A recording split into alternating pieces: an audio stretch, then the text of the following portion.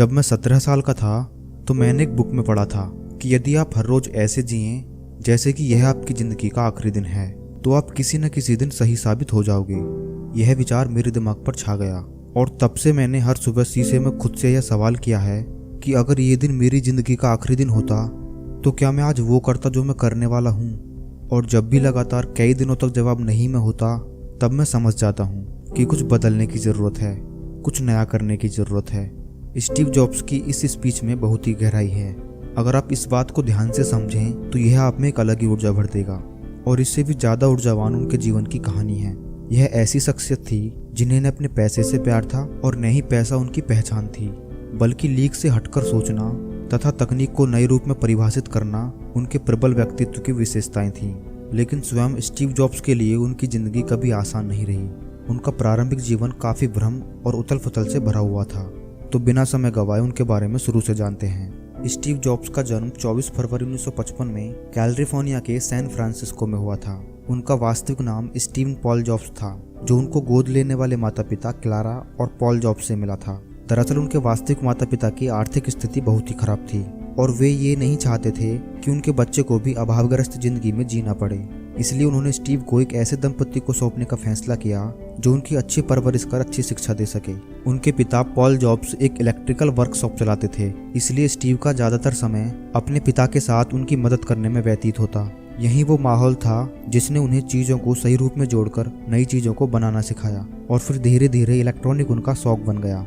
प्राथमिक विद्यालय में 4 साल पढ़ने के बाद किसी कारणवश उनके पिता को दूसरे शहर लॉस ऑल्टो में शिफ्ट होना पड़ा और यहाँ उनका दाखिला होम स्ट्रीट माध्यमिक विद्यालय में करा दिया गया, जहाँ उनकी मुलाकात स्टीव वॉजनैक से हुई, जो आगे चलकर एप्पल कंपनी में साझेदार भी बने।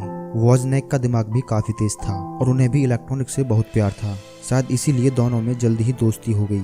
स्कूली शिक्षा पूरी करने के बाद स्टीव जॉब्स ने आगे की पढ़ाई जारी रखने के लिए रीड कॉलेज में एडमिशन तो ले लिया, लेकिन इस कॉलेज की फीस इतनी महंगी थी कि उनके माता पिता के लिए उसे दे पाना संभव नहीं हो पा रहा था। और स्टीव जॉब्स को भी अपने माता पिता का पैसा यूं बर्बाद करना अच्छा नहीं लगा, क्योंकि उन्हें उस पढ़ाई में ज़्यादा दिलचस्पी नहीं थी। इसीलिए 6 महीने बाद ही उन्होंने कॉलेज छोड़ दिया, जिसके बाद एक आधिकारिक छात्र के रूप में वे केवल अपने मनपसंद विषय कैलीग्राफी की क्लास लेने लगे।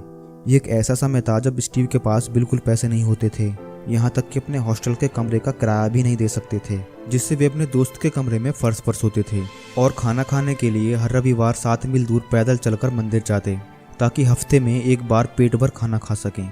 उसके बाद वर्ष 1972 में जॉब्स को पहली नौकरी एक वीडियो गेम्स बनाने वाली कंपनी अटारी में मिली। वहाँ उन्होंने कुछ वर्षों तक काम किया, लेकिन जैसा कि होता है हर इंसान की जिंदगी का एक आध्यात्मिक पक्ष भी होता है और इसे पाने के लिए हर किसी का तरीका भी अलग। स्टीव के आध्यात्मिक पूर्ति का स्थान भारत था और जिसके लिए उन्होंने पैसे बचाने शुरू किए। सन 1974 में वह भारत अपने दोस्त डैनियल कॉटके के साथ आए, जो बाद में जाकर एप्पल कंपनी के एम्प्लॉय भी बने। भारत में वह 7 महीने रहे और बौद्ध धर्म को पढ़ा और समझा, जिसके बाद वे वापस अमेरिका चले गए और फिर से अटारी कंपनी में काम करने लगे। और यहीं पर स्टीव जॉब्स और स्टीव वॉजनैक एक बार फिर अच्छे दोस्त बन गए।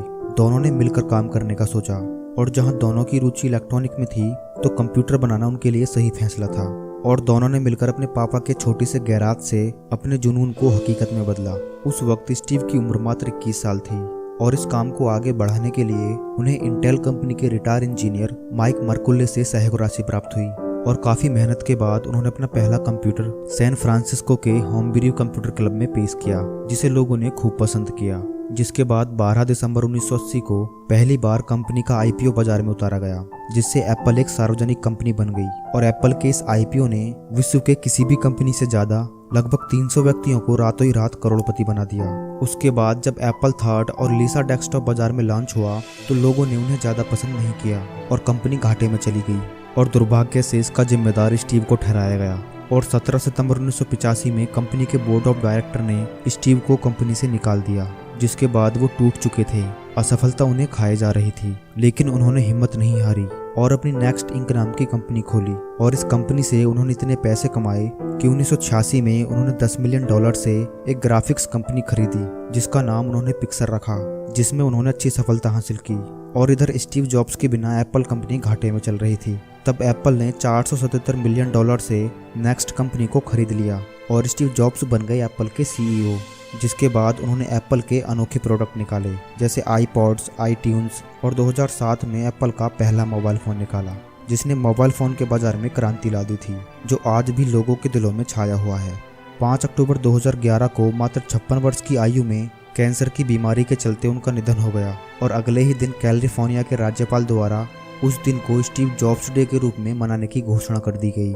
थिंक डिफरेंट, यह स्टीव का मूल मंत्र था। कितना छोटा सा शब्द लेकिन कितनी गहराई से लदे हुए इसी शब्द के भरोसे उन्होंने उद्योग जगत को बदला। उनका हमेशा से यह मानना था कि जीवन में यदि हमें सफल होना है तो किसी का भी इंतजार किए बिना अकेले चलना सीखना होगा।